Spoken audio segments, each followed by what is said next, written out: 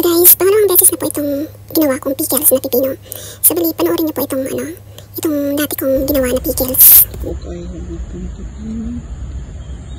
Paano i-harvest tayo kaya isa naman kabuo. Bali, nag-harvest kasi ako nito ng alugbate. So bali, sinama ko na lang itong i-harvest kasi nag-iisa lang. Tsaka malaki na masyado. So ito, itatarin lang natin itong pagganito. Then, yung onion, tatarin natin ng maliliit yung yung sibuyas na Bombay.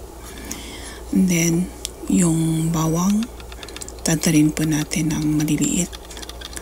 Kasi maganda yung maliliit talaga ang pagtatad natin para makain natin yung yung bawang.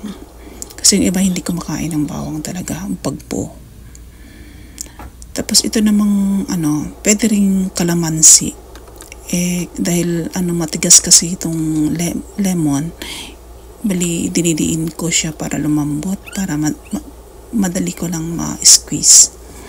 So ito naman is vinegar, lagyan ng ng 1.5 basong vinegar, asin 2 kutsara, tsaka 5 kutsarang asukal, tsaka sili, lagyan nyo ng sili, nasa inyo lang.